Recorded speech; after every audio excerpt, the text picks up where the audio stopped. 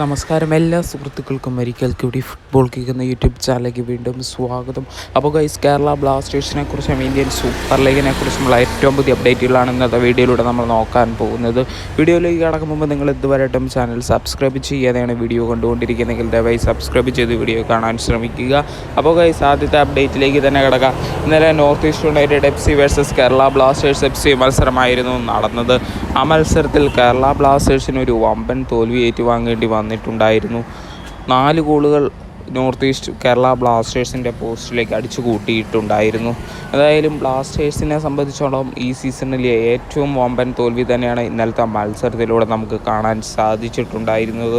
ഏതായാലും north east United FC മത്സരത്തിൽ 2-ാം മിനിറ്റിൽ തന്നെ ഒരു ഗോളിന് മുന്നിൽ എത്തിയിട്ടുണ്ടായിരുന്നു. പാർത്ഥിബായിരുന്നു കേരള ബ്ലാസ്റ്റേഴ്സിൻ്റെ പോസ്റ്റിലേക്ക് ഗോൾ അടിച്ച് കയറ്റിയത്. അതിനുശേഷം ബെമ്മാവർ എന്ന് പറയുന്ന താരം 68-ാം മിനിറ്റിൽ ഗോൾ അടിച്ചു. അതിനുശേഷം ഡിമിട്രിയസ് ഡയമൻഡോക്കോസ് 70-ാം മിനിറ്റിൽ ആശ്വാസ ഗോൾ നേടിക്കൊടുത്തു. 75-ാം മിനിറ്റിൽ റെഡ്ഡീം എന്ന് പറയുന്ന താരവും അതേപോലെ തന്നെ ജിതിൻ എന്ന് പറയുന്ന താരവും നോർത്ത് ഈസ്റ്റിന് വേണ്ടി ഗോളുകൾ അടിച്ച് വിജയം കരസ്ഥമാക്കുക തന്നെയായിരുന്നു.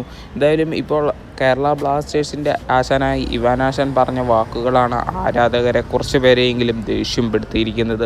ഇവാനാശൻ പറഞ്ഞത് ഇങ്ങനെയായിരുന്നു: ഇന്നലത്തെ മത്സരത്തിന് ശേഷം എന്തായാലും എനിക്ക് സന്തോഷമുണ്ട്, ആർക്കും പരിക്കില്ലാതെ വന്നതും അതേപോലെ തന്നെ യുവതാരങ്ങൾക്ക് കളിക്കാൻ അവസരം നൽകിയെന്നും അതേപോലെ തന്നെ ഇനി വരാൻ പോകുന്ന 10 മത്സരം ഞങ്ങൾക്കുണ്ടെന്നും അതിൽ കോൺസെൻട്രേഷൻ ചെയ്യണമെന്നുമാണ് ഇവാനാശൻ പറഞ്ഞിരിക്കുന്നത്.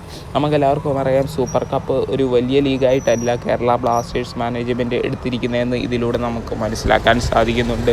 എന്തായാലും ഒരു കിരീടം പോലുമില്ലാത്ത കേരള ബ്ലാസ്റ്റേഴ്സിന് സൂപ്പർ കപ്പിലൂടെയെങ്കിലും ഒരു കിരീടം നേടുമെന്നായിരുന്നു പല ആരാധകരും കരുതിയത്. എന്നാൽ ബ്ലാസ്റ്റേഴ്സിൻ്റെ ഒരു വലിയ ലീഗായിട്ട് ഇത് കാണാത്തത് കൊണ്ട് തന്നെയായിരിക്കണം മത്സരങ്ങളെയൊന്നും അധികം ശ്രദ്ധിക്കാതെ പോകുന്നത്.